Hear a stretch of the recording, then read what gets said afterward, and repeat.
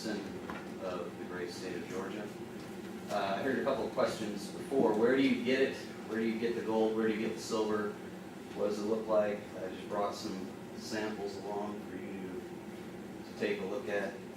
This right here is a 1 ounce gold eagle minted by the U.S. Mint, and I bought this on eBay for about $950 last year, while everybody else was losing money in the stock market. I pretty much reserved it with this, so here's a gold eagle. I appreciate it. I think the chairman would like to see that. This right here is a silver eagle. I bought this. This was part of a purchase from Northwest Territorial Mint. I bought it online, and so this is probably the most liquid coin in the world, as far as I know. This one's worth about $20.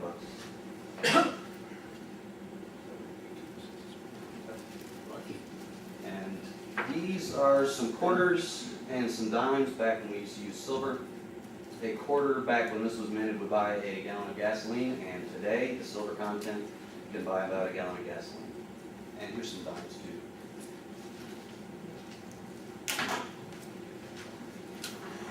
Another question was asked, are any other countries using gold or silver?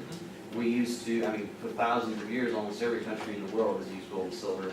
And today there's some islands in the South Pacific called Vanuatu, and they use some commodity money, recognizing the benefit it has to their citizens. They recognize that wealth isn't paper money, but wealth is being able to eat and being able to have leisure time with your family and things like that.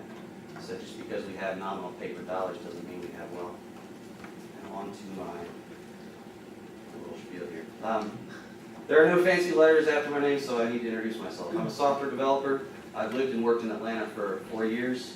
While my coworkers were taking out 5-year loans to get brand new Nissans, I bought a '94 Saturn with $1,600 cash. While my friends were taking out 30-year adjustable rate mortgages with payments they could barely afford, I rented a room in a house with other people. While others were living off their credit cards, I was paying off my credit card debt, and I was building an emergency fund.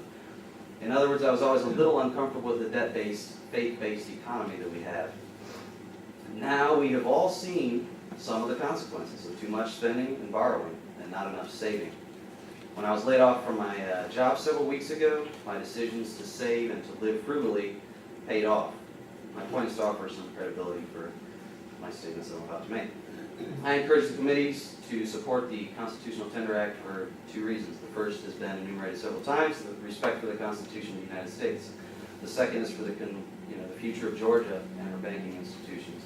The Constitution of the United States recognizes sovereignty of the states in Article 10 of the Bill of Rights. However, the states are forbidden to make anything but gold or silver coin and tender in payment of debts in Article 1, Section 10. The central government is given no power to make a tender at all in the Constitution. So when they said that those Federal Reserve notes are a tender, that's unconstitutional. Furthermore, on August 16, 1787, a motion to strike out the power of Congress to emit bills of credit on the United States carried 9-2. In other words, there was an effort to put paper money in the Constitution to allow the federal government to have it, and that motion failed, and that was moved intentionally to be struck out, and it carried 9-2. All discussion regarded bills of credit and paper money. Article 1, Section 8 of the Constitution allows Congress the power to coin money, which obviously concerns coins and not paper.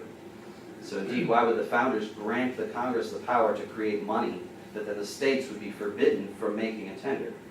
Despite Washington, D.C.'s ignorance and hostility of the Constitution of the United States, we in Georgia have an obligation to do our best to follow it. The Constitutional Tender Act is a good start in compliance with the Constitution. I'm also worried that the banks of Georgia may protest the Constitutional Tender Act on the grounds that it will be expensive, create compliance costs, and maybe be a little bit of a burden. But my hope is that they will see the wisdom in the act because it allows banks in Georgia to continue operating under dire circumstances. In the short term, sure, compliance will require some work, but in the long term, I urge the banking sector to consider the case of wholesale dollar rejection if foreign creditors, the Federal Reserve, and the Congress allow the U.S. dollar to collapse. People will probably not be depositing their paper money into banks anymore.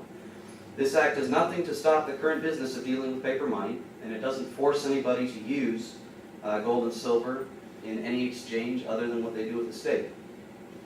But it does offer a future benefit for the banks who will comply with it. Banks already offering an alternative to dollar-only accounts, those banks will be ahead of the curve in what is shaping up to be a currency crisis. It should be noted that the Act offers no prohibition on fees to open or hold an account denominated in constitutional money. Obviously, the banks must maintain profitability, so I would not expect them to offer safekeeping of money for free. In conclusion, it is the interest of the people, it is in the interest of the people of Georgia and the banks in Georgia to support the constitutional tender. Thank you. Thank you very much, Mr. Bickel.